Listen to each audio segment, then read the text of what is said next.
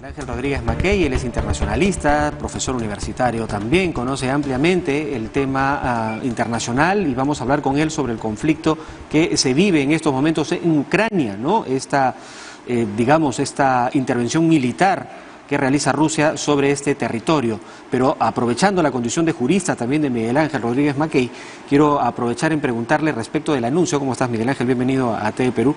Julio, muchas gracias por la invitación. Quiero aprovechar en que nos ayudes a tratar de entender qué significa el pedido que ha hecho ayer el presidente de la República de invocar a la Carta democrática, ¿no? Interamericana en el marco de esta denuncia que se ha hecho pública respecto de el intento de convertirse en colaboradora eficaz Karelim López, hecho que involucra directamente en una denuncia, una grave denuncia al presidente de la República. Bueno, fíjate, primero decirte que la Carta Democrática Interamericana es el segundo instrumento, a mi juicio, más importante que cuenta la OEA, que es el foro político panamericano por excelencia, creado en 1948. Y la Carta Democrática Interamericana tiene un artículo, yo diría dos, que son precisos para lo que tú estás refiriendo. Artículo 17 y artículo 18, relativos a la prerrogativa que cuentan los jefes de Estado, los presidentes de los países miembros de la Carta, para invocarla cuando crean que existen elementos de juicio certeros, objetivos, que pongan en grave riesgo la institucionalidad del proceso político en el país. O sea, primero, es una prerrogativa presidencial. Yo sí trataría de, digamos, sobre la base del caso que comentas, que es absolutamente judicializado, distinguirlo y separarlo, porque esto es muy importante. La naturaleza de la Carta va más allá de asuntos de carácter judicializable, son de carácter político, de un frente interno donde realmente haya elementos que configuren un riesgo del proceso político. Que ese escenario se podría construir desde el Congreso de la República. Sí, a ver, el riesgo del proceso político, para que la gente que nos ve y nos escuche lo entienda, es que se interrumpa el gobierno actual. El presidente Castillo, por objeto de una vacancia que hay que decirlo, viene siendo sistemáticamente sostenida desde que inició su mandato, hay que decirlo con toda objetividad, como también hay que decirlo que los procesos internos de gestión tampoco han ayudado mucho para que el presidente crea una performance de estabilidad, pero igual, ese proceso interrumpido orienta al presidente legítimamente, a mi juicio, a invocar la Carta. Ahora, ¿qué significa invocar la Carta y cuál es su procedimiento? Primero, es el Estado, a través del gobierno, el que la formula. Y la formula con una carta, con una comunicación dirigida al secretario general de la Organización de los Estados Americanos, lo hace a través de nuestro representante permanente en la OEA, que es el señor Forsyth en este momento. Que es el embajador Harold Forsyth, y o se hace ante el Consejo Permanente. El Consejo Permanente, la Secretaría General, se asume como activo el proceso y tiene que, evidentemente, con aquiescencia del Estado peruano, de otra manera no podría ser así, viene al país, ausculta el modus operandi del proceso político peruano, evalúa, eleva un informe al Consejo Permanente, que lo integran, como sabes, los embajadores, que son los representantes permanentes de todos los países en Washington, se reúnen y allí emiten un resultado, si está o no en riesgo el proceso político ahora, democrático en el ¿cuánto país. tiempo toma todo ese proceso? Normalmente no hay pero esto puede ser semanas como algunos meses. Esto sin embargo, dependerá también del animus y del acto procesal con que vengan investidos y tengan todos los aparejos para hacerlo. De acuerdo. Y al término de esa veeduría, ¿no? Porque es una especie de una veeduría, ¿no? Vienen y verifican efectivamente si las condiciones ponen en peligro la gobernabilidad del país o están atentando contra el orden democrático. Luego tendrían que emitir una especie de pronunciamiento. Es un informe. Un informe. Un informe que se eleva, como refiero, al Consejo Permanente.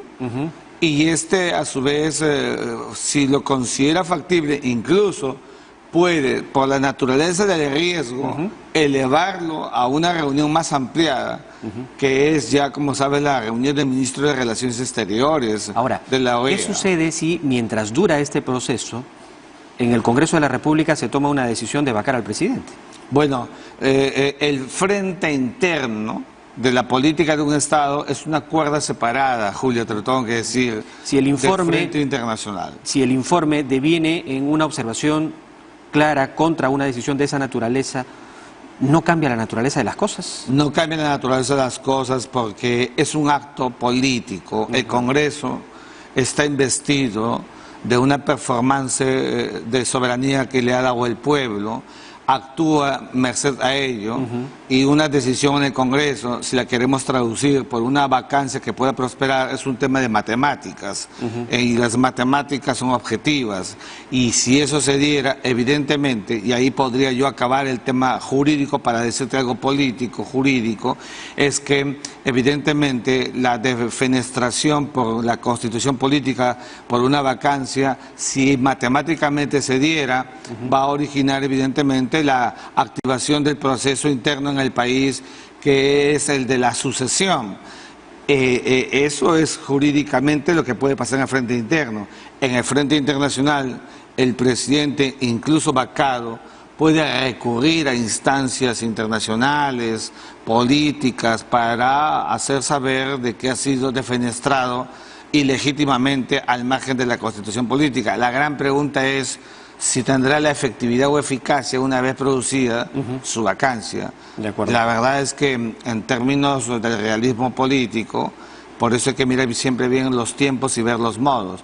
Yo trataría siempre, escuchaba en la mañana algunos constitucionalistas que estaban asociando, yo diferenciaría y encontraría no un acto judicializado, sino en una actitud sistemática y permanente, con un ánimo de querer vacar al presidente, en una fortaleza para invocar la Carta Democrática, antes que un proceso judicial que, a mi juicio, debería seguir la cuerda que corresponda, porque además el presidente, como sabes, está protegido por el derecho interno hasta el final de su mandato, que es en el 2026.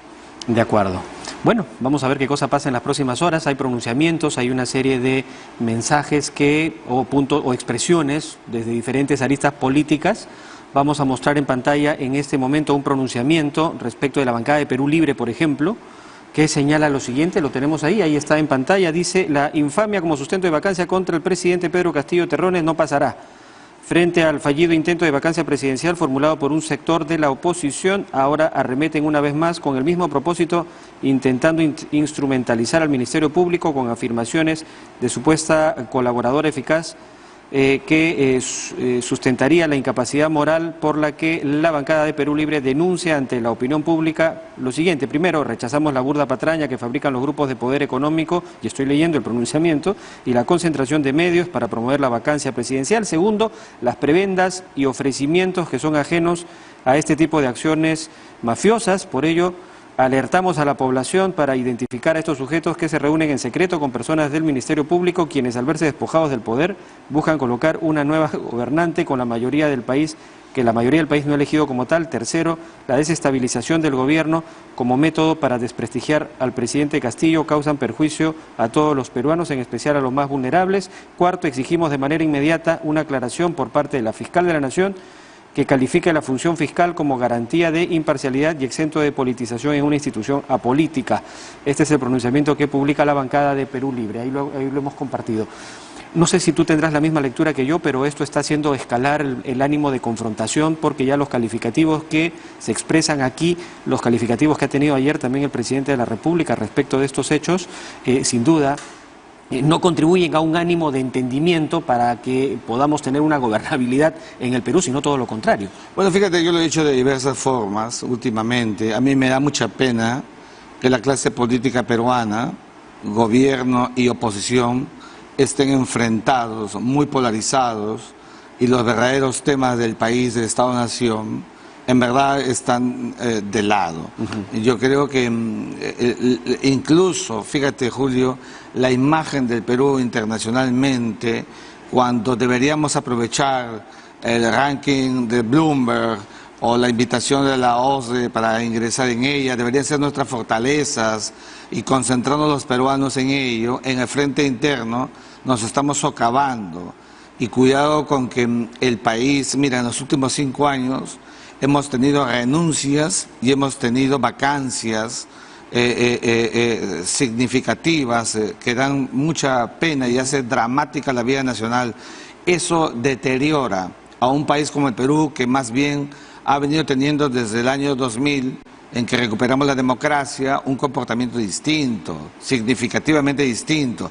Los últimos 5 años no podríamos dejar de compararlos con algún país altamente vulnerable de otro espacio del globo. Entonces, eso nos hace y nos impacta muchísimo, Julio. Cuidado con que caigamos, como decía Basadre, en el marco de las profundas inestabilidades que no nos hacen nada bien a los peruanos. Sin duda, sin duda. Y además el diálogo y el buen entendimiento para lograr lo mejor para el país está ahí, para que se sienten a conversar y tomar sanos acuerdos por el bien del país, a pesar de las diferencias políticas, pero no se da.